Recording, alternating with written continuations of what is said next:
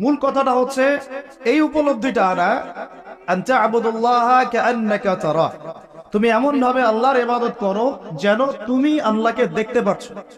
আল্লাহ আমাদের সামনে থাকলে বা আমরা যদি আল্লাহকে দেখতে পারতাম, আমরা কি বেনামাজি থাকতে পারতাম? আমরা কি সুদ খাইতে পারতাম? আমরা কি মেয়ের সাথে জেনা করতে পারতাম? সমকামিতার প্রমোশন দিতে পারতাম? ট্রান্সজেন্ডারের শরীফ শরীফা পাঠ্যপুস্তকে আনতে পারতাম? আমরা কি আল্লাহ পাককে যদি দেখতাম বেনামাজি থাকতে পারতাম? ঘুষখোর হইতে পারতাম? দুর্নীতিবাজ হইতে পারতাম? মানুষের হক নষ্ট করতে পারতাম? আল্লাহর নবীজি বলছেন আনতা আবুদুল্লাহ কাআন্নাকা তারা, তুমি এমন ভাবে আল্লাহর ইবাদত করো যেন তুমি আল্লাহকে দেখছো। সুবহানাল্লাহ। এই চেতনা আসলে মানুষ হারামে লিপ্ত হতে পারবে না, হলেও তওবা করে ফিরে আসবে। হলেও কি করবে?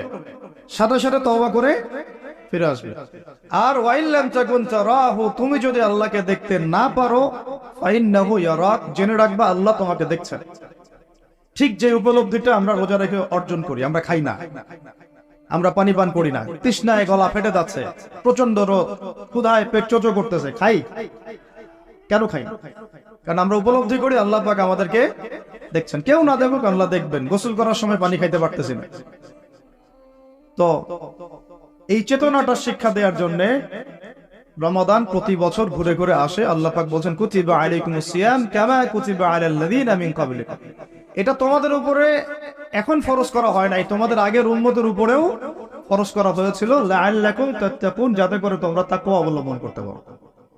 আর তাকওয়া সম্পর্কে নবীজি আরো একটা হাদিসে বলেছেন আত-তাকওয়া হা হুনা, তাকওয়া হা হুনা বলতে তিনি বুকের দিকে ইশারা করছেন, মানে তাকওয়া আপনার লেবাস পোশাকে না। আমি পাগড়ি জুব্বা পরে বসে আছি মানে এই না যে আমি আপনার চেয়ে বেশি মুত্তাকি, যদিও এটা তাকওয়ার পোশাক। মুত্তাকি মানুষটা ঢিলাঢালা পোশাক পরবেন, নবীর সুন্নাত অনুসরণ করবে, এটা একটা বৈশিষ্ট্য। কিন্তু এমন হতে পারে আমার চেয়ে আপনার তাকওয়া বেশি, হতে পারে কিনা? আর তাকওয়া হা হুনা, তাকওয়া কলিজার ভিতরে, কলমের ভিতরে। ওই আলহাস টাইটেল লাগালেই যেমন জান্নাতে যাওয়া যাবে না, শুধু আলহাস টাইটেল লাগালে কি জান্নাতে যাওয়া যাবে? আল্লাহ রাব্বুল আলামিন মানদণ্ড দিয়ে দিয়েছেন।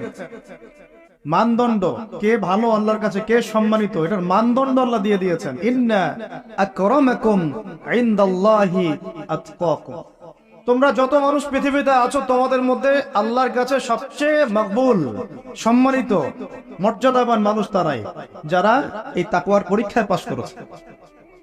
এই তাকওয়ার শিক্ষাটা দেওয়ার জন্য রমাদান আসে। শিক্ষা নাম্বার 1, রোজা রাখবো রাখার মতো। রোজা রাখবো কি? যাতে তাকওয়া অর্জন করা যায়। রোজা রেখে আমি যেমন হালাল ছেড়ে দিয়েছি, রোজা রেখে আমাকে আবার সমস্ত হারাম ছাড়তে হবে। আর এই হারাম শুধু 1 মাস ছেড়ে দেবো এমন না। ঈদের চাঁদ উঠে যাবে, শয়তান ছাড়া পাবে, আমরা আবার শয়তানের সাথে আতাত করে চলা শুরু করব, এটা রমাদানের শিক্ষা না। ওই শিক্ষাটাকে সারা বছর ধরে রাখতে হবে, এটা হলো রমাদানের শিক্ষা। আপনারা খেয়াল করে দেখবেন রমাদান মাসে অনেকে পরহেজগার হয়ে যায়, ঈদের চাঁদ ওঠার সাথে সাথেই আমরা আবার শয়তানের দাসত্ব শুরু করি। ঈদের দিন চাঁদ রাত বলে আমরা একটা কথা বলি না, ওই রাত্রেই প্রমাণ হয় যে শয়তান ছাড়া পাইছে। যেভাবে ধুম ধারাক্কা গান বাজনার বেলাল্লাপনা পিকনিক টিকনিক এগুলো হয়, বোঝা যায় শয়তান এতদিন বন্দী ছিল 1 মাস, এখন ছাড়া পাইছে। তো 1 নাম্বার নসিহত, রোজা রাখতে হবে রাখার মতো, যে রোজা আমাকে তাকওয়ার শিক্ষা দিবে। আল্লাহ পাক আমাদেরকে এইভাবে রোজা রাখার তৌফিক দান করেন। 2 নাম্বার, আল্লাহ পাক তার আগে একটা কথা বলে নেই, এটা পরে ভুলে যাবো আর কি। এই যে শুনলেন কুতিবা আলাইকুমুস সিয়াম, কুতিবা আলাইকুমুস সিয়াম, শুনছেন? অনেকে তো জানে, এখানে তালেব ইলম অনেকে আছেন, উলামায়ে কেরাম আছেন, তাদেরকে ওয়াজ করার কিছু নাই। আবার আমি সাধারণ মানুষের জন্য বলছি, কুতিবা আলাইকুমুস সিয়ামের আগেও 2টা কথা আছে এই কিতাবে। সূরা বাকারার আয়াত বলছি, সূরা বাকারার মধ্যে কুতিবা আলাইকুমুস সিয়ামের আগেও কুতিবা আলাইকুম দিয়ে আরো 2টা কথা আছে। ঠিক আছে? এটা তো বুঝলেন, কুতিবা আলাইকুমুস সিয়াম, সিয়াম ফরজ করা হয়েছে। ঠিক একটু আগে যাবেন, 2-1 পৃষ্ঠা আগে গিয়ে দেখবেন আল্লাহ পাক আয়াত নাজিল করেছেন কুতিবা আলাইকুমুল কিসাস, তোমাদের উপরে কিসাসকেও ফরজ করা হয়েছে। কি ফরজ করা হয়েছে? ওই যে কুতিবা আলাইকুমুস সিয়াম তো বুঝলো, এটা রোজা রাখতেছে 1 মাস, কুতিবা আলাইকুমুল কিসাস বুঝে না। কুতিবা আলাইকুমুল কিসাস আর কুতিবা আলাইকুমুস সিয়াম একই মিজানে না ভাইরা? বুঝতে পারতেছেন তো আপনারা? একই মিজানে একই ওজনে না? তো কুতিবা আলাইকুমুল কিসাস, তোমাদের উপরে কিসাসকেও ফরজ করা হয়েছে। তোমাদের বলতে আমাদের সবার উপরে, মুসলিমদের উপরে। কিসাসটা কি? কিসাসটা কি? কেউ যদি কোনো ভাইকে অন্যায়ভাবে হত্যা করে তাকেও সেভাবেই হত্যা করতে হবে, এটা হলো কিসাস। হাতের বদলে হাত, চোখের বদলে চোখ, কি কানের বদলে কান, এমনকি দাঁতের বদলে দাঁত, এর নাম কিসাস। আছে বাংলার জমিনে? আছে? কুতিবা আলাইকুমুস সিয়াম আছে আমাদের সমাজে, কুতিবা আলাইকুমুল কিসাস জাদুঘরে আছে। কোথায় আছে? ওটা ইমপ্লিমেন্ট করতে গেলে জাতিসংঘ বলবে যে আমরা মৌলবাদী হয়ে গেছি। আপনারা পড়েন প্রত্যেক রাতে তাবারাকাল্লাযী বিয়াদিহিল মুলক, তাই না? সূরা মুলক তো পড়েন রাতে, রাতের বেলা সূরা মুলক পড়ার অভ্যাস করেন। নবী সাল্লাল্লাহু আলাইহি ওয়াসাল্লাম এই সূরাটাকে বলেছেন এই সূরা কবরের আযাব থেকে বাঁচাই দেবে ইনশাআল্লাহ। উসমান রাদিয়াল্লাহু আনহু সামনে জান্নাত জাহান্নামের আলোচনা করা হলে তিনি কাঁদতেন না, খুব কম কাঁদতেন, কিন্তু কবরস্থানে কবর দেখলে তার দাড়ি অশ্রু দিয়ে ভিজে যাইত। আর এই জায়গায় যে পার পাবে সে সব জায়গায় পার পেয়ে যাবে ইনশাআল্লাহ। ওই জায়গার একাকিত্বে ওই আযাব থেকে বাঁচাবে একটা সূরা, কি নাম? সবাই মুখস্থ করবেন ইনশাআল্লাহ। মাত্র 30টা আয়াত আছে। নবীজি বলেছেন এই সূরা তার পাঠকারীর জন্য সুপারিশ করবে আল্লাহর সামনে, মানে সুপারিশ করবে আল্লাহ পাকের সাথে জোর করবে, না আমার পাঠকারীকে মাফ করে দাও, দিতেই হবে। এক পর্যায়ে আল্লাহ পাক মাফ করে দিবেন ইনশাআল্লাহ।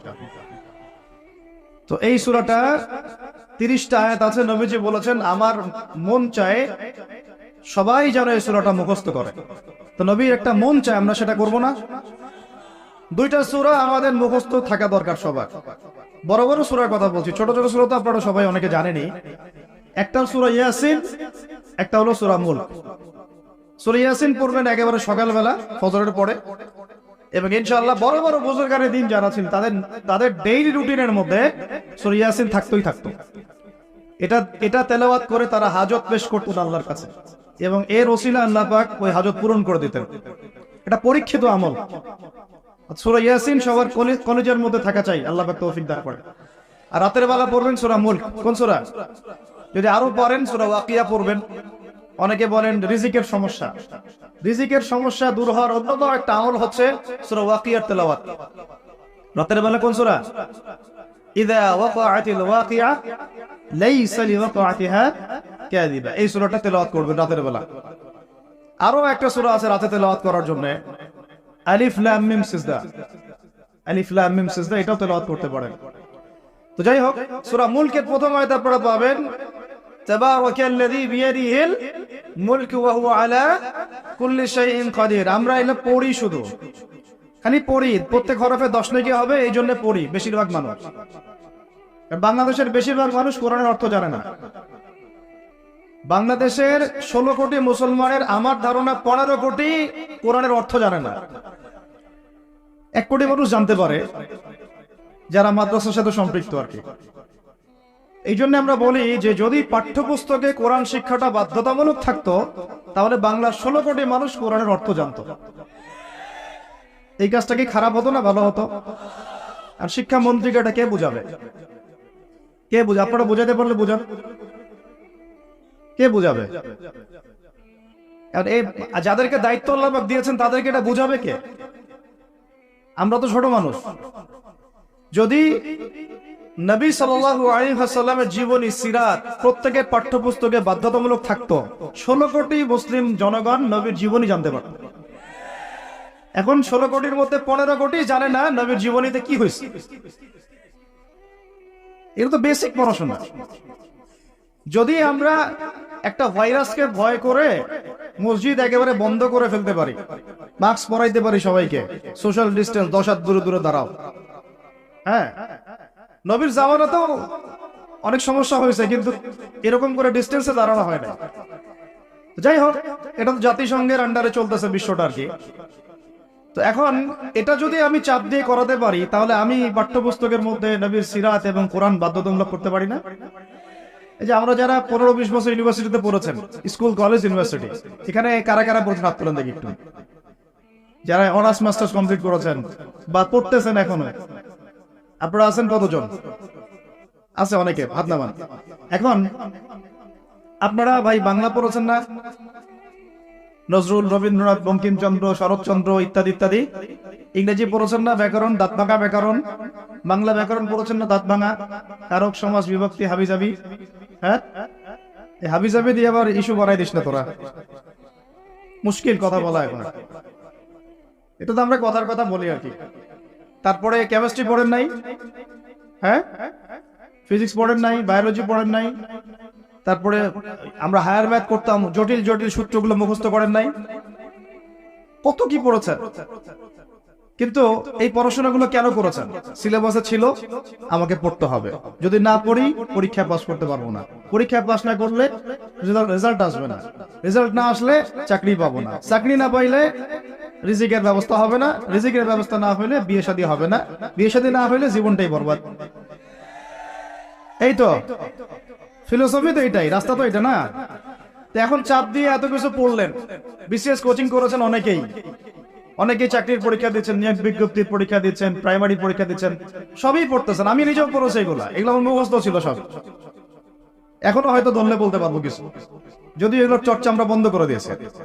আর কথা হচ্ছে, একটা রিজিকের সোর্সের জন্য আমি যে 15 বছর এই পড়াশোনাগুলো করলাম, যদি আমার সিলেবাসের মধ্যে কোরআন থাকতো, হাদিস থাকতো, নবী সিরাত থাকতো, তারপরে ধরেন সাহাবীদের জীবনী থাকতো, ইসলামের ইতিহাস থাকতো, বেসিক ফিকহ আকীদা থাকতো, আমি কি বাধ্য ছিলাম না এগুলো পড়ে পরীক্ষা দেওয়ার জন্য?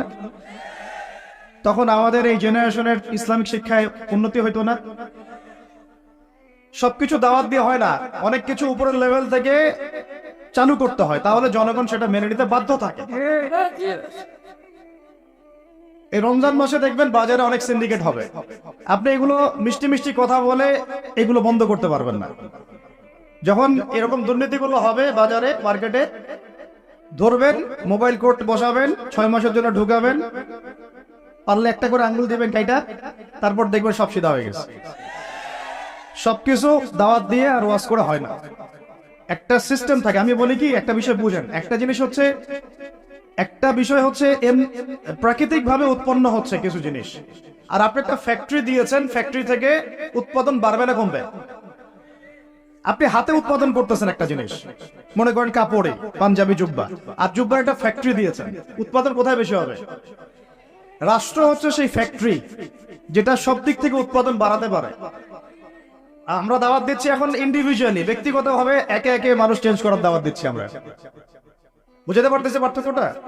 যে আয়াত থেকে এদিকে চলে আসছি, তাবারাকাল্লাযী বিয়াদিহিল মুলক, তাবারাকাল্লাযী বরকতময় সেই সত্তা, মহা পবিত্র মহা বরকতময় সেই সত্তা। কোন সত্তা? বিয়াদিহিল মুলক, যার হাতে আছে সার্বভৌমত্ব। মুলক মানে কি? রাজত্ব, ক্ষমতা বা সার্বভৌমত্ব। রাজত্ব, ক্ষমতা বা সার্বভৌমত্ব, তিনটা শব্দ বললাম, ডিকশনারিতে চেক করে দেখেন মুলক শব্দের অর্থ কি।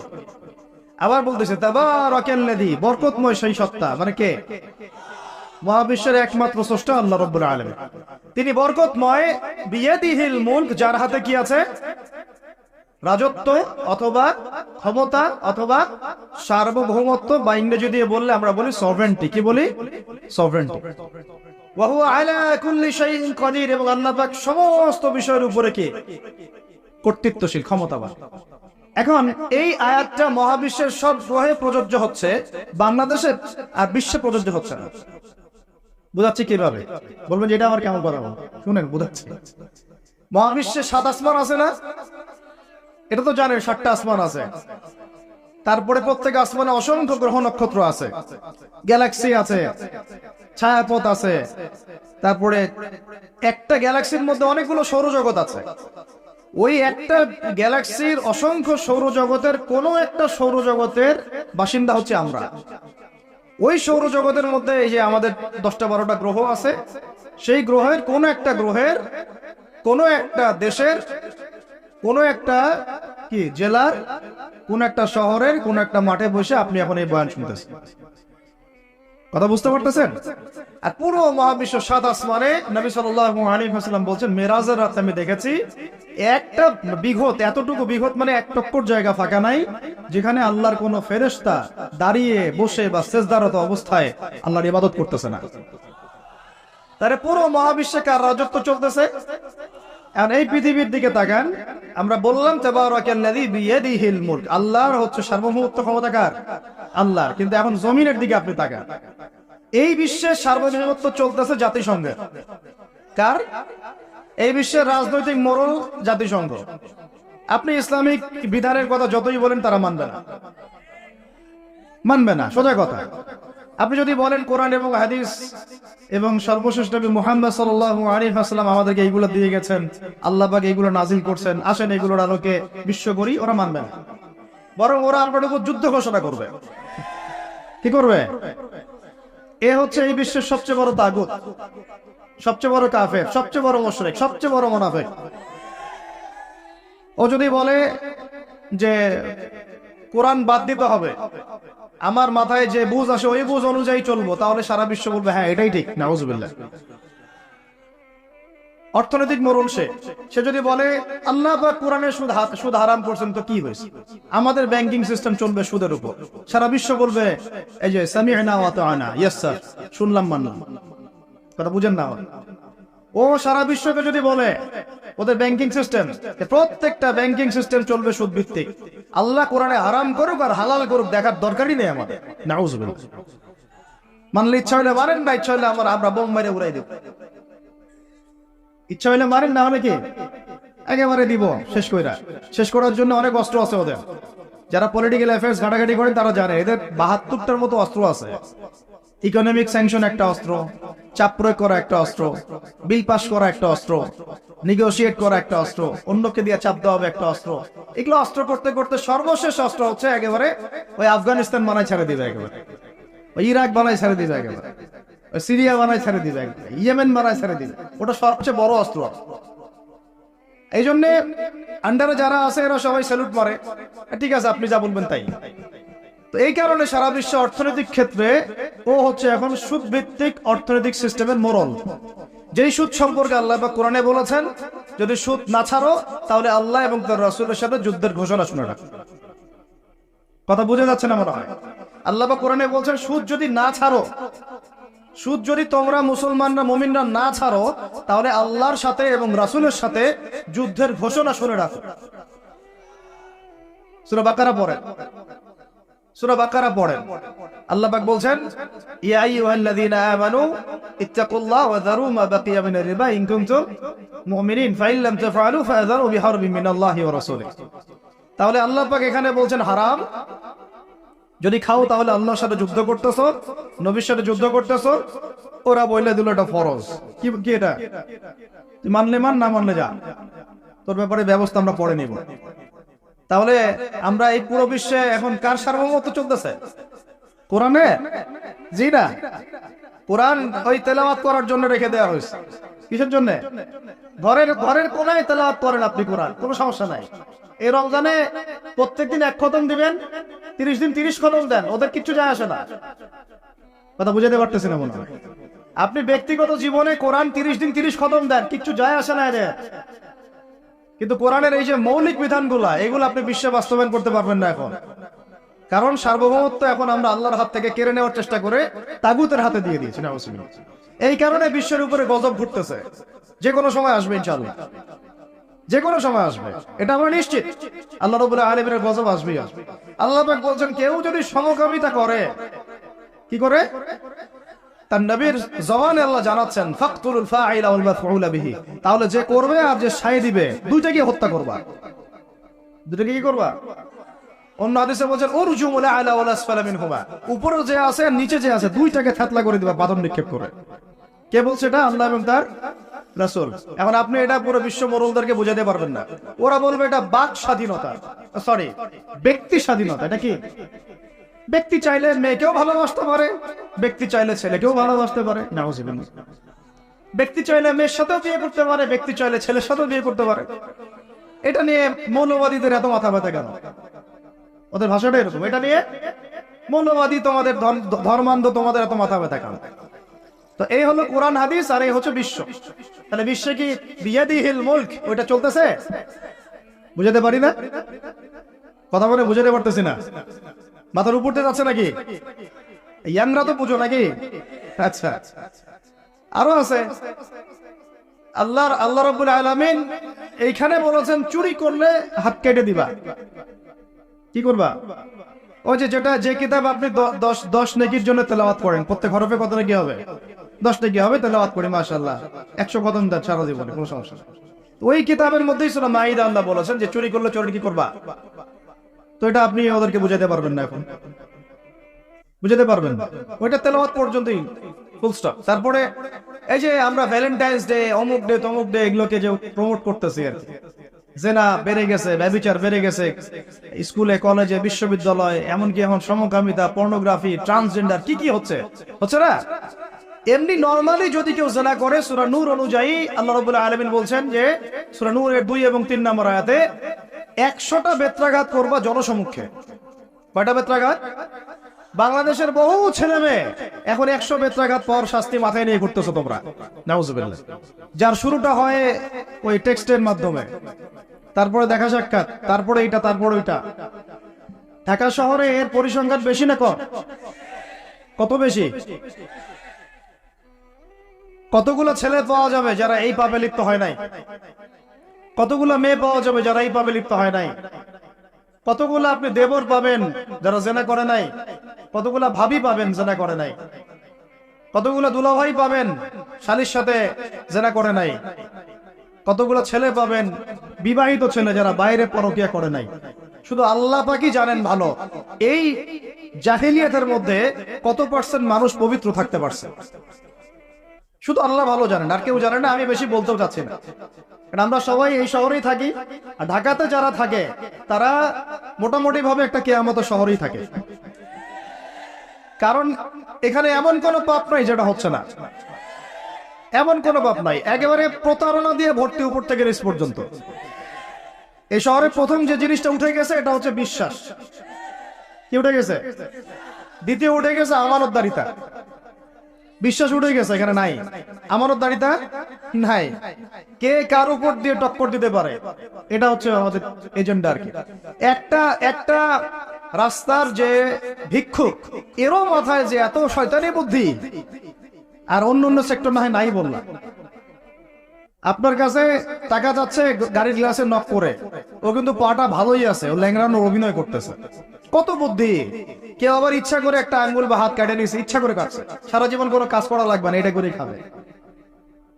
কেউ আবার ইচ্ছা করে হিজরা হচ্ছে এই শহরে, এটা সারা জীবন কাজ করা লাগবে না, এমনি খাবে।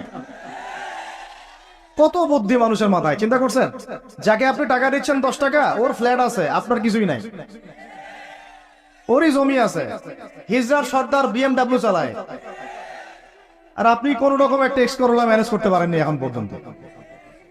প্রতারণা দিয়ে ভর্তি, প্রতারণা, আমানতের খেয়ানত, দুর্নীতি, পদে পদে বাটপারি, আর কি বলবো, মানুষকে ঠকানো, জুলুম করা, সুযোগ পাইলেই সুযোগ নেওয়া, সুযোগ পাইলে একটু সুযোগ নেওয়া। আর বিভিন্ন জায়গায়, স্পেশালি মানে কিছু কিছু বড় বড় জায়গায় এমন কিছু মানুষকে বসায় দেওয়া হয়েছে যাদের মনে হয় ইসলামের নাম শুনলেই ভিতরে মানে তেলে বেগুনে জ্বলে ওঠে একেবারে। ইসলাম শব্দটা শুনলেই গায়ে জ্বালা শুরু হয় একেবারে। তো বেশি দিন নাই ইনশাআল্লাহ, হয় আল্লাহর গজবে এগুলো ধ্বংস হবে, অথবা ইনশাআল্লাহ তাআলা আবাবিল পাখি তো আর আসবে না পাথর ছুটতে। আবাবিল তো পাখির নাম না, আবাবিল মানে তো ঝাগে ঝাগে, মানে এটা তো ওই আবরাহার বাচ্চা, আবরাহার যুগ না যে আবাবিল আসবে আর পাথর ফেলবে। আসবে, পাথর ফেলার প্রজন্ম তৈরি হবে ইনশাআল্লাহ। মূল সমস্যাই হচ্ছে করাপশন, দুর্নীতি, মূল সমস্যাই। এটা যদি না থাকতো সারা বিশ্বে বাংলাদেশকে টক্কর দেওয়ার মতো কান্ট্রি খুব কমই থাকতো। কে না জানে এগুলা? সবাই জানে, আর আমরা মেনেও নিয়েছি এগুলা ভাই, চুপচাপ মনে মনে মেনে নিয়েছি যে ওইখানে গেলে এত দেওয়া লাগবে, ওইখানে এত না দিলে আমার এটা হবে না, ওইখানে এটা দিতে হবে, ওইখানে এটা করতে হবে, আমরা মেনেও নিয়েছি মাশাআল্লাহ। আর যখন জুলুম মানুষ মেনে নেয় তখন আরো বড় জালেরকে আল্লাহ পাক চাপায় দেয়। এই জন্য আমাদের এই অবস্থা সংশোধন হচ্ছে না। ইল্লা মাশাআল্লাহ, আল্লাহ যে কবে করবেন আল্লাহ ভালো জানেন। তবে বিশ্বাস করেন, আপনারা বলেন যে এখন মুসলিম প্রধান দেশ, আমি একটা স্টেটমেন্ট দিয়ে দিচ্ছি এখন বসে বসে, এখন এটা হচ্ছে একটা মুনাফিক প্রধান দেশ। প্রমাণ করতে চাইলে আমার সাথে বসেন। মুনাফিকের আলামত যে কয়টা আছে, কি এক নাম্বার কি, কথা বললেই মিথ্যার উপর দাঁড়ায় আছেন সবগুলা। 2 নাম্বার, আমানত রাখলেই খেয়ানতের উপর খেয়ানত, খেয়ানতের উপর খেয়ানত। মনে করেন আমি একজন ইমাম সাহেব, আমি যদি আমার দায়িত্বে পালন ঠিক মতো না করে আমিও খেয়ানতকারী। এই যে লেকচার দিতে বসছি, এখন আমি যদি চিন্তা করি যে ডাইনে বামে কথা বলে সময় পার করে দেই, সব কথা বলার দরকার নাই, বললে আবার এটা সেইটা, আমি হচ্ছে এখানে এই চেয়ারের খেয়ানতকারী। প্রত্যেকটা ক্ষেত্রে চলতেছে এগুলা। 3 নাম্বার হচ্ছে যখনই ওয়াদা করে, কি করে বলেন তো, কয়জন ওয়াদা রাখি আমরা? কোন কোন সময় দেখা যায় অমুসলিম ওয়াদা রাখছে, মুসলমান রাখে না। দুধ কিনতে যাবেন, আমরা হিন্দু ভাইয়ের দোকান খুঁজতেছি, ও পানি মিশাবে না, আপনার কনফিডেন্স তৈরি হয়ে গেছে। মুসলমানের দোকানে যান না কেন, পানি মিশাবে। কি একটা অবস্থা, কি একটা অবস্থা। নবী সাল্লাল্লাহু আলাইহি ওয়াসাল্লাম একদিন এভাবে লেকচার দিচ্ছেন, মানে খুতবা দিচ্ছেন। একজন দাঁড়িয়ে বলছেন, সাহাবী, যে কবে কিয়ামত হবে ইয়া রাসূলুল্লাহ? তিনি বলছেন যে যখন দেখবা যে অনুপযুক্ত ব্যক্তির হাতে দায়িত্ব অর্পণ করা হয়েছে, তখন ফান্তাযিরুস সাআ, কিয়ামতের অপেক্ষা করতে হবে। আমরা এই যুগে বাস করতেছি না? এমন করে পাপ নাই এই শহরে হচ্ছে না। মূল পাপ কয়েকটা হচ্ছে। 1 নাম্বার হচ্ছে শিরক, কি হচ্ছে? তারপরে হচ্ছে প্রতারণা, তারপর হচ্ছে জুলুম, প্রচুর জুলুম, মানে দুর্বল পাইলেই জুলুম করতে যাচ্ছি আমরা। যদি দেখি ও আমার চেয়ে একটু দুর্বল, আমি জুলুম না করলে পেটের ভাত হজম হচ্ছে না। জুলুম করাটাকে আমরা ক্রেডিট মনে করি যে আমি জিতে গেলাম। আরে ভাই, কাল কিয়ামতের মাঠে কি হবে আপনার আমার অবস্থা? কাল কিয়ামতের মাঠে কি হবে অবস্থা? নবী সাল্লাল্লাহু আলাইহি ওয়াসাল্লামের কথা কি মিথ্যা? তিনি বলছেন কিয়ামতের মাঠে বহু মানুষ উঠবে উহুদ পাহাড়ের সমান নেকি নিয়ে। একেবারে উহুদ পাহাড় দেখছেন আপনারা কেউ? অনলাইনে দেখে নেন, বিশাল পাহাড়। জানাজার নামাজে শরীক হইলে 1 কেরাত নেকি হয়। 1 কেরাত মানে 1 উহুদ পাহাড় সমান। আর মাটি দিয়ে আসলে আরেক কেরাত নেকি হয়, মানে আরেকটা উহুদ পাহাড়ের সমান।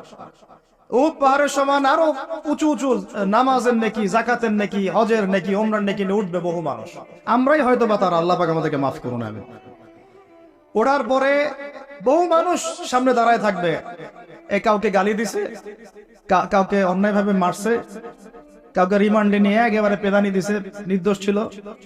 কারো নামে মিথ্যা মামলা দিছে, কারো নামে অপবাদ ছড়াইছে, বেচারা ভালো ছিল, সৎ ছিল, অপবাদ ছড়াই দিছে।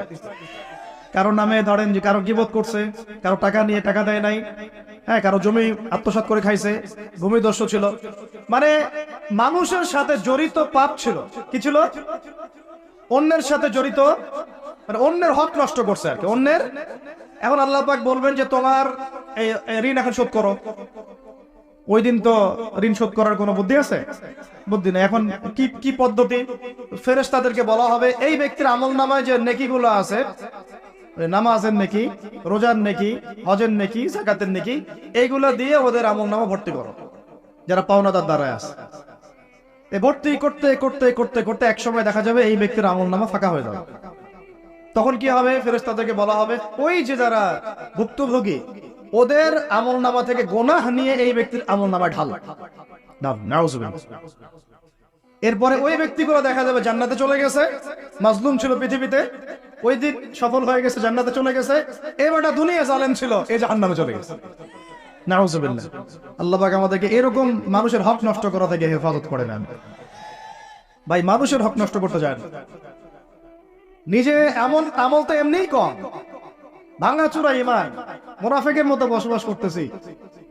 এখন তো আমরা মুনাফিকের মতো বসবাস করতেছি এই দুনিয়াতে। এখন যারা আমার মনে হয় মন থেকে ইমানের দাবি করতে পারে শক্তভাবে যে হ্যাঁ আমরা ইমানদার, এরা হচ্ছে গাজ্জার ওই মুজাহিদ ভাইরা। বুঝেন না এই কথা? তারা মনে দাবি করতে পারে যে হ্যাঁ আমরা ইমানদার। আমরা তো নেফাকির উপরে আছি, আমরা তো স্বীকৃতি দিতে পারতেছি না, সত্যকে স্বীকৃতিও দিতে পারি নাই।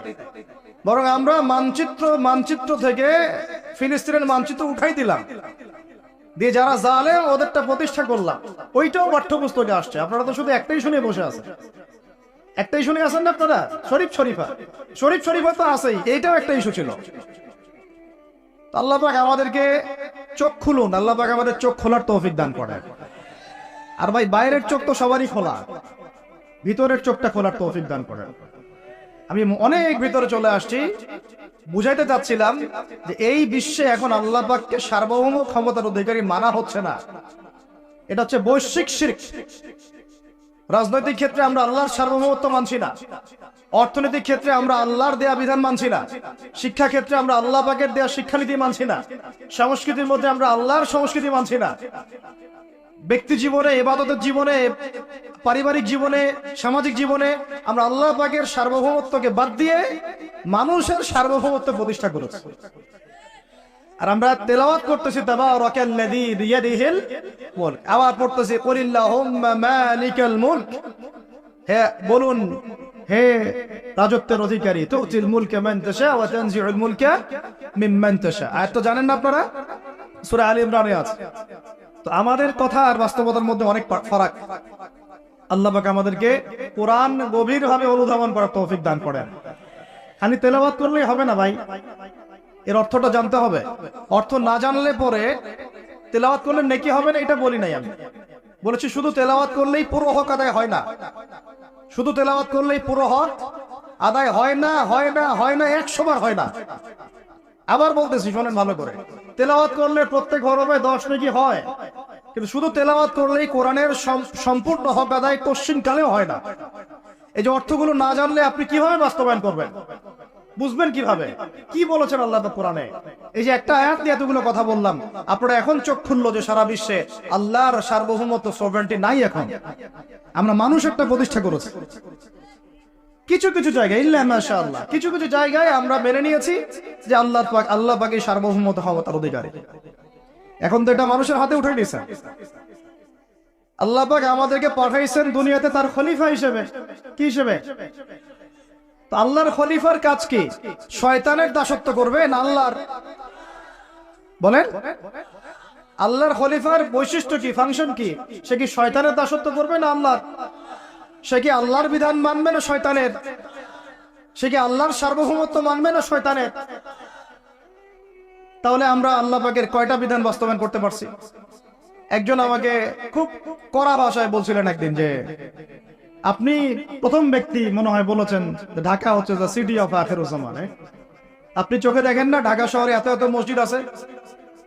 বললাম যে এটা আপনার চেয়ে আগে আমি দেখছি ঢাকা শহরে এতগুলো মসজিদ আছে। আমার কাছে হিসেব করা আছে কয়টা মসজিদ ঢাকায় আছে। তাহলে আপনি বললেন যে এটা সিটি অফ আখিরুজ্জামান। বললাম ঢাকা শহরে এতগুলো যে মসজিদ আছে কত বছর থেকে আছে? বলছে 50, 60, 70 বছর থেকে।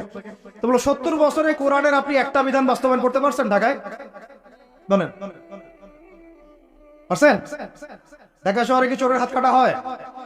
ঢাকা শহরে কি ওই যে জেনার শাস্তি দেওয়া হয়? মদ পান করলে 40 লাঠি দেওয়া হয়? ব্যভিচার করলে রজম দেয়া হয়?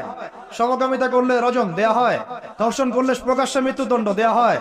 মসজিদ দিয়ে কি করবেন আপনি বলেন? এতগুলো মসজিদ দিয়ে কি করবে? মসজিদে আমরা নামাজ পড়ি, ব্যক্তিগত ইবাদত। আর মানুষের বাঙালিকে কারা জানে বুঝাইছে সারা জীবন যত ইচ্ছা পাপ কর, শেষ জীবন একটা মসজিদ বানায় যাইস বা মসজিদের সভাপতি হয়ে থাকিস, ঠিক আছে? যত ইচ্ছা কর, যা ইচ্ছা কর, সুদ খা, ঘুষ খা, সব কর, শেষে একটা মসজিদ বানাই দিস। কারণ হাদিসটা হচ্ছে মান বানা লিল্লাহি মাসাজিদান বানাল্লাহু বাইতান ফিল জান্নাহ। কেউ যদি আল্লাহর জন্য একটা মসজিদ বানায়, আল্লাহ পাক তার জন্য জান্নাতে একটা ঘর বানাবে। ব্যাস, এই হাদিসের উপর আমল করে কবরে যাবে। সারা জীবন যে আমি মাশাআল্লাহ নাউজুবিল্লাহ আল্লাহর কোনো বিধানই মানলাম না, না নামাজ, না যাকাত, না সাদাকা, না এই যে কোরআন এর হক আদায় করা, না আমর বিল মারুফ, না নাহি আনিল মুনকার, না ইকামাতুদ দ্বীন, ইত্যাদি ইত্যাদি। অনেক অনেক গভীর ভাই, আলোচনাও গভীর, পরিবেশও অনেক গভীর, অন্ধকারও অনেক গভীর। এই অন্ধকার থেকে বের হইতে হইলে ভাই রমাজান আমাদের সামনে একটা মৌসুম। এটা আল্লাহ পাক সুযোগ দেন। আপনারা তো দেখেন সন্ধ্যাবেলা পাখিরা কোথায় ফিরে যায়? বাসায় ফিরে যায় না? এই সারা বছর সারা জীবন আমরা অনেক দূরে চলে গেছি আল্লাহ থেকে, রমাজান আসছে এখন আবার বাসায় ফিরে আসে। রমাদান কেন আসে? যাতে এই বিচ্ছিন্ন বিচ্ছিন্ন উম্মাহ এক জায়গায় হয়, পাপী মুসলিমরা আল্লাহর দিকে ফিরে আসে। সারা বছর যারা এদিক ওদিক চলে গেছেন, রমাজানে আসেন, ঘরে ফিরে আসে। আল্লাহ পাক তৌফিক দান করে না। অনেক ভিতরে ঢুকে গেছে ভাই। প্রথম কথা বলছিলাম লাআল্লাকুম তাত্তাকুনের হক আদায় করতে হবে, রাজি আছি তো ইনশাআল্লাহ? 2 নাম্বার, এই যে বলছিলাম কুতিবা আলাইকুম নিয়ে কথা।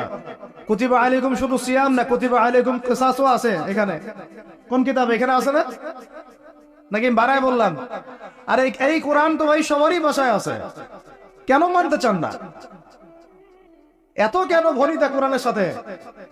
বাঁচবই তো কতদিন আমরা? সর্বোচ্চ 100 বছর। ভাই সবাইকেই তো একে একে আল্লাহর সামনে দাঁড়াইতে হবে, তাহলে এত ভনিতা কিসের? এত নেফাকি কেন? এত অস্বীকৃতি কেন? ইসলাম নিয়ে এত অ্যালার্জি কেন? আল্লাহ রাসূল এবং ইসলামের নাম শুনলে গা জ্বলে কেন? কোরআন সুন্নাহর বিধানে কোনো শুনলে কেন মনে হয় যে বাঁকা চোখে তাকান কেন? না জানি আমার কি বলতেছে, কোন জঙ্গি আসলো, কোন সন্ত্রাসী আসলো, এগুলো কি শুরু করছে? এটা কোরআনের কথা, হাদিসের কথা, আল্লাহর কথা, রাসূলের কথা। এখানে এসব শব্দ প্রয়োগ করেন কেন? কবরে কি আমরা যাবো, আপনারা যাবেন না? আপনাদেরকে হিসাব দেওয়া লাগবে না? কি মনে করতেছেন আপনারা? আর এই উম্মার বিজয়ের জন্য কি শুধু আমাদের একার দায়িত্ব না, সবার দায়িত্ব আছে? সবাই মিলে তো শক্ত হাতে একটা হাতল ধরলে না ইসলাম বিজয় হবে। তা আল্লাহ পাক যে ক্ষমতা যাদেরকে দিয়েছেন, কেন আপনারা বুঝতে চেষ্টা করেন না যে আল্লাহ রাব্বুল আলামিনের কাছেই সার্বভৌম ক্ষমতা, তার বিধান বাস্তবায়ন করেন, আল্লাহ পাক আপনাদেরকে আরো শক্তিশালী করবেন ইনশাআল্লাহ। যদি না করেন তাহলে শুনেন, একটা সময় পর্যন্ত আল্লাহ পাক ছাড় দেন। এটা ইতিহাস। নমরুদ একটা লম্বা সময় ছাড় পাইছে, ফিরআউন আরো লম্বা একটা সময় ছাড় পাইছে, আদ জাতি সামুদ, আসহাবুল আইকা, মাদিয়ান, লূত, কত যে কম চলে গেছে হিসাব নাই। ইতিহাসটা খালি পড়বেন কোরআনের, কত যে কম পৃথিবী থেকে চলে গেছে এরই হিসাব নাই। আল্লাহ পাক জানাইছেন অল্প কিছু, বাকি কিছু জানানো নাই। আল্লাহ পাক জানানি নাই অনেক কিছু আমাদেরকে, যেগুলো আমাদের দরকার সেগুলো জানাইছেন কিছু কিছু। কেউ কি টিকতে পারছিল? কেউ কি আল্লাহর বিধানের বাইরে গিয়ে চলতে পারছে? দুনিয়া টিকতে পারছে? কেউ কি চিরস্থায়ী ছিল? কোন নবীও তো চিরস্থায়ী ছিল না। তাহলে কিসের পিছনে ছুটতেছেন? আল্লাহ পাক আমাদের সবাইকে কথাগুলো বোঝার তৌফিক দান করে। ব্যক্তি জীবন থেকে শুরু করে এক সর্বোচ্চ লেভেল পর্যন্ত কোরআন, হাদিস, ইসলামকে বাস্তবায়ন করার তৌফিক দান করে। আল্লাহ পাক যাদের মধ্যে এই সততা আছে, এই মানুষগুলোকে আল্লাহ পাক আমাদের ঊর্ধ্বতন কর্তৃপক্ষ বানায় দেন, আমিন। বা যারা আছেন তাদেরকে আল্লাহ পাক হেদায়েত দান করেন।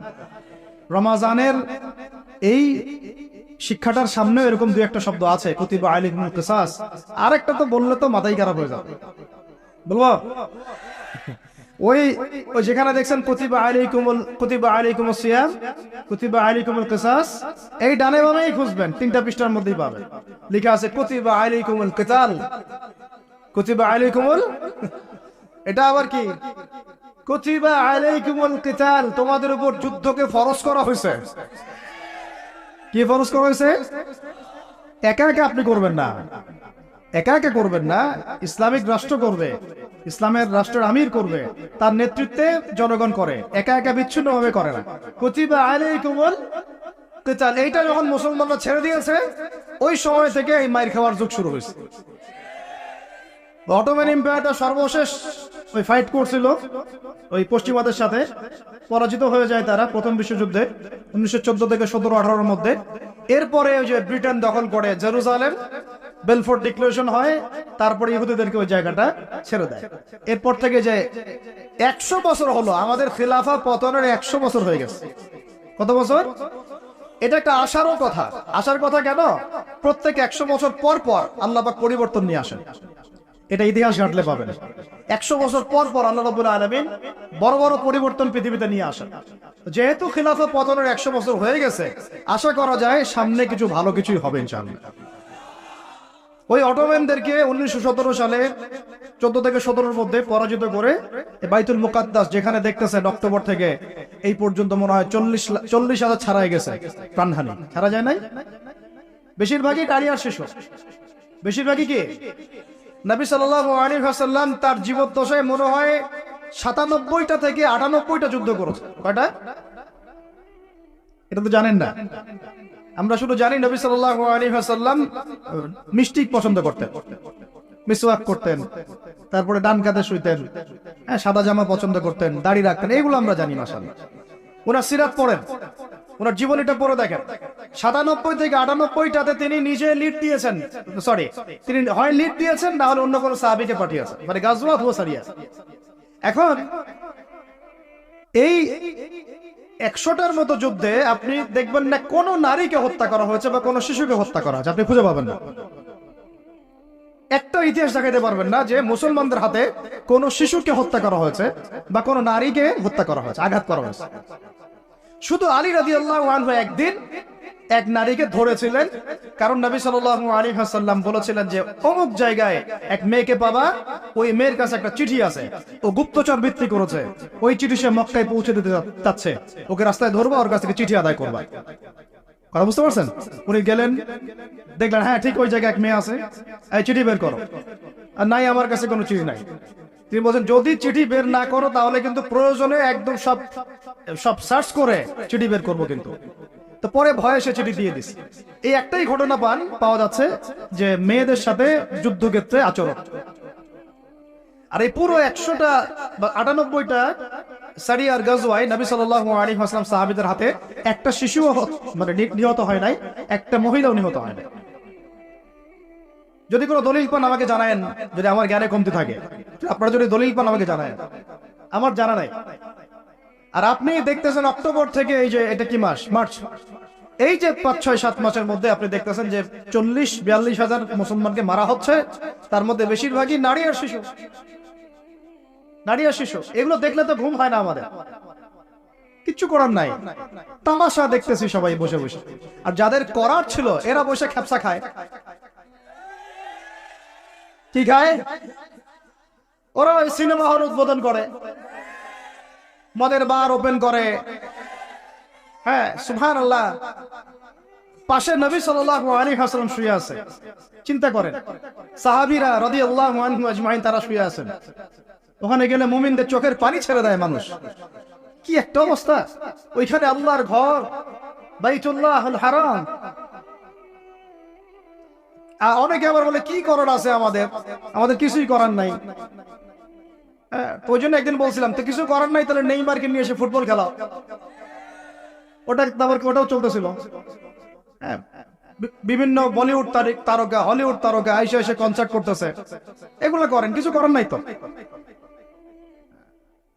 বেশি না, আপনারা যদি একটু জিওপলিটিক্স পড়েন দেখবেন 10টা, বেশি না 10টা মুসলিম কান্ট্রি যদি একসাথে হয়, 10টা মুসলিম কান্ট্রি যদি একসাথে হয় বা একটা টেবিলে বসতে পারে, এই 10টা মুসলিম কান্ট্রির কাছে যে পরিমাণ সৈন্য আছে, যে পরিমাণ অস্ত্র আছে, যে পরিমাণ জ্বালানি আছে, যে পরিমাণ তেল আছে, আর যে পরিমাণ গ্যাস আছে, আর বাকি কথা নাই বললাম, এই ইসরায়েলের মতো 100টা দেশের সাথে মোকাবেলা করতে পারত। একটা বাচ্চার রক্তের বদলা নেওয়া যাইতো, একটা বোনের ইজ্জতের বদলা নেওয়া যাইতো। শুধু ওই ইমানদার কোন ওমর আল্লাহ পাক এখন আমাদের দেন না। কারণ কেন দেন না জানেন? কারণ আমরা তো আর তার সাহাবীদের মতো না। আমরা যদি সাহাবীওয়ালা জিন্দেগি আবার শুরু করি, আল্লাহ পাক ওমর ইবনুল খাত্তাব পাঠাবেন ইনশাআল্লাহ। বুঝাতে পারতেছেন? আমরা ঠিক না হলে তো আসমান থেকে ফেরেশতা নামবে না ভাই। আর আমরা এই এত দূরে বসে ছোট্ট একটা রাষ্ট্রের মধ্যে আলোচনা করি, কি আলোচনা করি আর কি ফায়দা হয়? কিন্তু আলোচনাগুলো করতেছি আল্লাহর কাছে দায়মুক্ত হওয়ার জন্য, যাতে আপনারা সত্যটা জানেন এবং হকটা বুঝতে চেষ্টা করেন, আপনার পরবর্তী প্রজন্মকে এটা জানান। আল্লাহ চাইতো আমরা না পারলে কি হয়েছে, দেখা যাবে 100 বছর পরে হইলেও আমাদের পরবর্তী প্রজন্মরা ইনশাল্লাহ বাইতুল মুকাদ্দাস উদ্ধার করবে ইনশাল্লাহ। কারণ লিখা তো হয়ে গেছে এটা, তো ওইটা আমাদের হাতে আসতেছে ইনশাল্লাহ। এবং ওইখানে 40 বছর ইসলামিক খেলাফত বাস্তবায়ন না হওয়া পর্যন্ত এই বিশ্বে কিয়ামত হবে না ইনশাআল্লাহ। কত বছর? কে করবে? ঈসা আলাইহিস সালাম। কে করবে? ঈসা আলাইহিস সালাম। তার সাথে সঙ্গ দিবেন ইমামুল মাহদি। এটা হবে সামনে। এখন ওইটা যখন হবে, ওই 40 বছর ইসলামী খেলাফত, তখন তাবারাকাল্লাযী বিয়াদিহিল মুলক, ওই আল্লাহ পাকের যে মুলক, আল্লাহ পাকের সার্বভৌমত্ব, আল্লাহ পাকের সরভেন্টি, আল্লাহ পাকের রাজত্ব, ওইটা সারা বিশ্বে প্রতিষ্ঠা হবে ইনশাআল্লাহ। এখন ওইটা নাই। এখন কি আছে? এখন মুলক হচ্ছে জাতিসংঘের, সবকিছু ওদের হাতে। আর এগুলো গঠনই করা হয়েছিল মুসলমানদের স্বার্থ দমন করে পশ্চিমাদের স্বার্থ উন্নয়নের জন্য। একেবারে খোলামেলা কথা বললাম। এখন পর্যন্ত ওদের ভিশন এবং এজেন্ডা এইটাই। পৃথিবীর কোন জায়গায় মুসলমানের স্বার্থ তারা সর্বোচ্চ অগ্রাধিকার দিবে না, বরং আমাদেরকে দাস বানানোর জন্য এটা তৈরি করছে ওরা। আর আমরা এখন সেই দাসত্বের মধ্যে চলে আসছি। কেউ কিছু বলেও না, কেউ কিছু সবাই মেনে নিছি। আর কেউ আলোচনা করে লাভ নাই। আপনারা প্রত্যেকটা ঘরে ঘরে একটা করে আইয়ুবের জন্ম দেন, আলোচনা করে লাভ নাই। এত প্রত্যেকটা মা বোনকে বলবো একটা করে বাচ্চা দেন আমাদেরকে আইয়ুবের মতো, একটা করে বাচ্চা দেন তারেক বিন জিয়াদের মতো, একটা করে বাচ্চা দেন আমাদেরকে বিন কাসিমের মতো। ইনশাল্লাহ আজ না হোক 100 বছর পরে হলেও ইনশাল্লাহ বিশ্বের শাসন ক্ষমতা আমাদের হাতে আসবে ইনশাল্লাহ। তার আগ পর্যন্ত আমরা কেউ স্বাধীন না। তো এখানে কুতিবা আলাইকুমুস সিয়ামও আছে, কুতিবা আলাইকুমুল কিসাসও আছে, কুতিবা আলাইকুমুল কিতালও আছে। ওইটা ছাড়ার পর থেকে আজকে আমাদের এই অবস্থা হয়েছে। এখন ওইদিকে তো আমরা যেতে পারবো না, এখন আমাদের শক্তি নাই। অতএব ওই আলোচনা নাই, ফুল স্টপ রাখলাম। এখন এই মাসে আমরা কি আল্লাহর দিকে ফিরে আসতে পারি কি? অন্তত যারা নামাজ আমরা কাজা করছি বা অলসতা দেখাচ্ছি, রমজান মাসে 5 ওয়াক্ত পাক্কা নামাজি হইতে পারবো তো ইনশাআল্লাহ? ফরজ নামাজের সাথে সাথে সুন্নত আর নফল গুলোর পাবন্দ হইতে পারবো তো ইনশাআল্লাহ? রমজান মাসে দাড়িটা ছাড়তে পারবো তো ইনশাআল্লাহ? পোশাক চেঞ্জ করতে পারবো তো ইনশাআল্লাহ? সুদ ছাড়তে পারবো তো ইনশাআল্লাহ? সমস্ত জেনা ছাড়তে পারবো তো ইনশাআল্লাহ? সমকামিতার এগুলো ধার কাছে তো যাবো না ইনশাআল্লাহ? মাপে কম দেওয়া ছাড়তে পারবো তো ইনশাআল্লাহ? যত রকম দুর্নীতি সুদ ঘুষ ছাড়তে পারবো তো ইনশাআল্লাহ? রমজান মাসে আমরা আবার ওই পাখিদের মতো, পাখিরা যেমন ঘরে ফিরে, আমরা আল্লাহর কাছে ফিরবো তো ইনশাআল্লাহ? কয়েকটা কাজ খালি বলে শেষ করে দিচ্ছি। সুবহানাল্লাহ। আল্লাহ পাক বলেন ওয়া ইযা সাআলাকা ইবাদি আন্নী ফাইন্নী করিব। আমার বান্দারা হে নবী যদি তোমাকে জিজ্ঞাসা করে আমার সম্পর্কে, তাদেরকে জানিয়ে দিও যে আমি কাছে আছি। সুবহানাল্লাহ। কোথায় আছি? খুবই কাছে। উজিবু দাওয়াতাদ দাঈ ইযা দাআত। যখন দোয়াকারী দোয়া করে আমি তার দোয়া শুনি। কে শুনে? কবরে শায়িত মানুষ শুনে? হ্যাঁ, ওই মাজারে গিয়ে শুনে? অমুক বাবা তমুক বাবা শুনে? কে শুনে? ইন্নী করিব উজিবু দাওয়াতাদ দাঈ ইযা দাআত ফালইস্তাজিবু লি ওয়াল ইউমিনু বি লাআল্লাহুম ইয়ারশুদুন। ঠিক আছে না এটা? অতএব আমি যেহেতু বান্দার দোয়া শুনি, তারাও যেন আমার ডাকে সাড়া দেয়। আল্লাহর ডাক মানে কি? হাইয়া আলাস সালাহ, এটা আল্লাহর ডাক না? যাকাত ফরজের ডাক, যাকাত দিবে, আল্লাহ পাক আহ্বান করছেন না? রমাদান মাস এসেছে রোজা রাখো, কার আহ্বান এগুলো? আমি যখন ডাকবো সেও যেন আমার ডাকে সাড়া দেয়। আর ওয়াল ইউমিনু বি, এবং আমার প্রতি ঈমান রাখে, এতে করে তারা সুপথ প্রাপ্ত হবে ইনশাআল্লাহ। তাহলে রোজা রেখে আমরা কি করব? আমরা বেশি বেশি আল্লাহর কাছে দোয়া করব। 3টা কাজ তো পেয়ে গেলাম। এক হচ্ছে তাকওয়া অবলম্বন করব, মানে রোজা রাখার মতো রাখবো। 2 নাম্বার কোরআনের হক আদায় করব। 3 নাম্বার বেশি বেশি দোয়া করব। রোজা রাখা অবস্থায় বেশি বেশি দোয়া করব। 3 শ্রেণীর মানুষের দোয়া ফেরত দেওয়া হয় না, জানেন তো হাদিসটা? এক শ্রেণী হচ্ছে রোজাদার, আরেক শ্রেণী হচ্ছে মুসাফির, আরেক শ্রেণী ওই যে মাজলুমের দোয়া, এটা বিফল যায় না। আরো এক শ্রেণী আছেন অন্য হাদিসে, পিতা মাতার দোয়া সন্তানদের জন্য, এটা আল্লাহ পাক ফেরত দেন। আমরা যারা পিতা মাতা হয়েছি সন্তানদের জন্য বেশি বেশি দোয়া করবেন, আল্লাহ পাক তৌফিক দান করেন। এই 3টা কাজের বাইরে আমি আরো 7টা কাজ বলে দিচ্ছি, রমজান মাসে পড়বেন। ঠিক আছে ইনশাআল্লাহ? 4 নাম্বার, বেশি বড় করছে পয়েন্ট গুলো বলছে। 4 নাম্বার হচ্ছে রমজান মাসে বেশি থেকে বেশি মানুষকে ইফতারি করানোর চেষ্টা করতে। এই যে যুব সমাজ যারা আছেন, ইফতারের প্রজেক্ট রেডি করবেন। প্রত্যেকটা দুস্থ অসহায় এতিম মিসকিন বিধবা এই পরিবারগুলোতে 1 মাসের বাজার করে দিবেন। পারা যাবে ইনশাআল্লাহ? যত কালো টাকা উঠাইছে সব ওগুলো টেনে টেনে বের করবেন সব, বুঝছেন? বাংলাদেশে এমন বহু মানুষ পড়ে আছে যাদের একজনের যাকাতের টাকা দিয়ে একটা গ্রামের মানুষকে খাওয়ানো দেয়। ওগুলো উসুল করবেন চাপ দিয়ে দিয়ে। কটা বললাম? 4টা। বেশি বেশি মানুষকে ইফতার করানো। 5 নাম্বারটা আমার খুবই পছন্দের একটা আমল, এবং সবার সামর্থ্য হয়তো হবে না, তবে আমরা নিয়াত করি, আল্লাহ পাক নিয়াতেই বরকত দিবেন ইনশাআল্লাহ। রমজান মাসে বাইতুল্লাহ জিয়ারত, রমজান মাসে বাইতুল্লাহ জিয়ারত, যাদের সামর্থ্য আছে আল্লাহ পাক যেন তৌফিক দান করেন। আল্লাহ পাক যারা নিয়াত করেছেন তাদের কাজকে যেন আসান করেন, সফরকে নিরাপদ করেন, এবং আমাদেরকে বেশি থেকে বেশি বাইতুল্লাহ জিয়ারতের তৌফিক দান করেন। যারা নিয়াত করেছি জীবনে অন্তত একটা বার হলেও আল্লাহ পাক যেন তাদেরকে হজ করার তৌফিক দান করেন।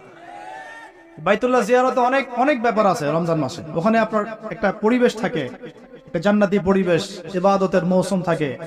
হ্যাঁ, রোজা রাখা, নবী সাল্লাল্লাহু আলাইহি ওয়াসাল্লামের রওজা জিয়ারত, বাইতুল্লাহ তাওয়াফ, ঠিক আছে, ইসলামের ইতিহাসের জায়গাগুলো ঘুরে দেখা, তারাবি, মানে একটা অন্যরকম আমেজ সেখানে বিরাজ করে। আল্লাহ রাব্বুল আলামিন আমাদেরকে রমাদান মাসে বেশি থেকে বেশি বাইতুল্লাহ জিয়ারতের তৌফিক দান করে নেন, আমিন ইয়া রাব্বুল আলামিন। 5 নাম্বার, এটা সবার হয়তো তাকদিরে নসিব নাও হতে পারে, তবে নিয়াত করে রাখেন, আল্লাহ পাক কোনো না কোনো দিন তৌফিক দিবেন ইনশাআল্লাহ। 6 নাম্বার, রমজান মাসে আমরা আমাদের ফরজ আমলগুলো কোনো অবস্থায় ছাড়বো না ইনশাআল্লাহ। স্পেশালি আমি এখানে একটা ফরজের নাম উল্লেখ করছি, সেটা হলো যাকাত। সালাতের কথা আমি না বলে যাকাত বললাম কেন? কারণ নামাজ আপনারা সবাই পড়েন রমজান মাসে, কিন্তু যাকাত বেশিরভাগ মানুষ দেয় না। আর যাকাত ইসলামী অর্থনীতির মূল ভিত্তি। যাকাত ছাড়া ইসলামী অর্থনীতি সচল থাকবে না। এই কাজটার ত্রুটির কারণে আমাদের এই অর্থনৈতিক স্যাংশন বা সমস্যাগুলা, ইনফ্লেশন গুলা হয়ে যায়। আল্লাহ পাক আমাদের অর্থনীতিবিদদেরকে ইসলামী অর্থনীতি বোঝার তৌফিক দান করে। এই অর্থনীতি ওমরের যুগে ছিল, ওসমানের যুগে ছিল, আলীর যুগে ছিল, আবু বকর তার যুগে ছিল, রাদিয়াল্লাহু আনহুম আজমাইন, আল্লাহর নবীর যুগে ছিল। তখন গরিব মানুষ এইভাবে ওই ছেচেও একটা খুঁজে পাওয়া যাইতো না, একটা গরিব মানুষ। আর এখন কি অবস্থা তো দেখতেই পারতেছে। আল্লাহ রাব্বুল আলামিন আমাদের সবাইকে রমাদান মাসে যাকাতগুলো দেওয়ার তৌফিক দান করে নেন। 7 নাম্বার হচ্ছে রমাদান মাসে এমনিতেই বেশি থেকে বেশি নফল দান সদকা করবেন ইনশাআল্লাহ। আল্লাহ পাক বেশি বেশি নফল দান সদকা করার তৌফিক দান করে নেন। 8 নাম্বার, রমাদান মাসে ফরজের সাথে সুন্নতের নফলে অনেক বেশি পাবন হওয়ার চেষ্টা করবেন। খাস করে রমাদান মাসে কিয়ামুল লাইল এবং তারাবির কোনোভাবে যেন ছুটে না যায়। অনেকে মনে করে যে তারাবি পড়লে রাত্রে আবার ওঠা যাবে কি যাবে না, যাবে। তারাবির নামাজ আপনি প্রথম রাত্রে পড়লে শেষ রাত্রে আবার নামাজ পড়তে পারবেন ইনশাআল্লাহ, কোনো সমস্যা নেই, বরং ওটা আরো ভালো। ওই সময় আল্লাহ রাব্বুল আলামিন আহ্বান করতে থাকেন, কে আছো চাইবা আমার কাছে আমি দিব, কে আছো আমাকে ডাকবা আমি ডাকে সাড়া দিব, কে আছো আমার কাছে ইস্তেগফার করবো আমি ক্ষমা করব। প্রথম রাত্রেও তারাবি পড়বেন ইনশাআল্লাহ, শেষ রাত্রেও চেষ্টা করবেন অন্তত 2-4-6 রাকাত হলো নামাজ পড়া। আল্লাহ পাক তৌফিক দান করুন। তো তারাবি নিয়ে অনেক কথা এখানে শোনা যাবে গানে বামে। আর আমাদের তো ইস্যু পাগল জাতি, মাশাআল্লাহ। আমরা কি পাগল জাতি? ইস্যু পাগল। ওই ফিলিস্তিন ইস্যু এখন নাই, শেষ। তারপরে যে ট্রান্সজেন্ডার গন কেস শেষ। তারপরে শরীফা ঠান্ডা, শিক্ষানীতি ঠান্ডা। এখন ওই যে অনলাইন ঢুকলেই দেখতেছেন ওই চলতেছে। হ্যাঁ, 8 টাকা 20 টাকা তো আসবে সামনে, এখনো লঞ্চ করেনি ওরা। কিছু শোনেন, এগুলো বাস্তব অভিজ্ঞতার আলোকে বলছে। কিছু কিছু মানুষকে আমাদের সমাজে ছেড়ে দেয়া হয়েছে যাতে এরা মুসলমানদেরকে আপোষের গন্ডগোলের মধ্যে ব্যস্ত রাখে। ছেড়ে দেওয়া হয়েছে, এরা পেইড, এদেরকে পেট্রোনাইজ করা হয়, এদের এজেন্ডাই এটা। এরা আপনাকে আমাকে লাগাই দিবে, আমাদেরকে মূল ওই শেকড় থেকে সরাই দিবে, দিয়ে ডালপালায় ব্যস্ত করে রাখবে। এবং এইগুলোতে পিছনে কাজ করতেছে কিছু দাড়ি টুপি বলা মানুষ, কিছু দাড়ি টুপি বলা মানুষেরও এভাবে ওদেরকে কিনে ফেলা হয়েছে যে তোমাদের কাজই হচ্ছে মুসলমানদের মাঝখানে খালি লাগাই দিবা।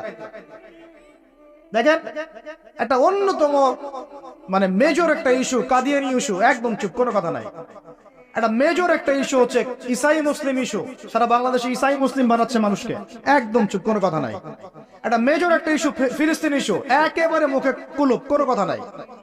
একটা মেজর একটা ইস্যু ট্রান্সজেন্ডার এবং সমকামিতা, এবং এই যে একটা কি বলবো বিতর্কিত শিক্ষানীতি, একদম চুপ, কোনো কথা নাই, কোনো কথা নাই, চুপ। সুদভিত্তিক অর্থনৈতিক সিস্টেম, একদম গোড়ার একটা সমস্যা, একটা কথা নাই। পুরো ভূরাজনৈতিক প্রেক্ষাপটে মুসলমানদের আজকে মেরে কেটে কচু কাটা করে ফেলছে, একদম চুপ, কোনো কথা নাই। পরে থাকবে আমিন জোরে আর আমার আস্তে, তো হাত কোথায় বাদস, নিচে না উপরে, তো রফল ইদান করস না করস, পায়ে পা লাগাস না লাগাস না। তো ওই জন্য আমাদের একজন বরেণ্য আলেম আছেন, তরুণ ভাই আমাদের, মাশাআল্লাহ, আমরা দোয়া করি আল্লাহ পাক ভাইয়ের নেখায়াত আল্লাহ পাক বরকত দান করেন, লম্বা নেখায়াত দারাজ করেন, সুস্থ রাখেন।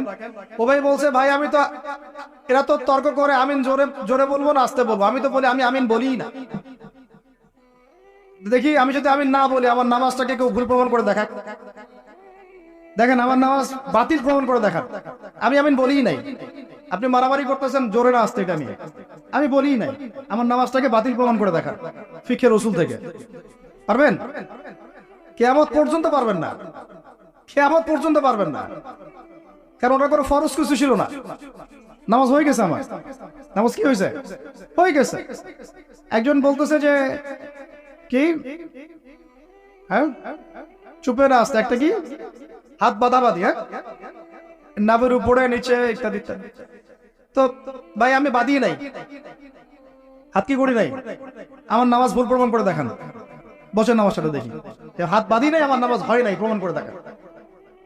তাহলে আপনাদেরকে বুঝাইতে চাচ্ছি যে মূল যে বড় বড় ইস্যুস গুলো আছে, আমাদের শেকড়ের সমস্যা, এইগুলো থেকে দৃষ্টিভঙ্গি সরাই দিয়ে সারাদিন এমন কিছু বিষয় নিয়ে আমাদেরকে ব্যস্ত করে রাখা হয়েছে, যার ফলে আমরা আমাদের মূল গন্তব্য থেকে সরে গেছি।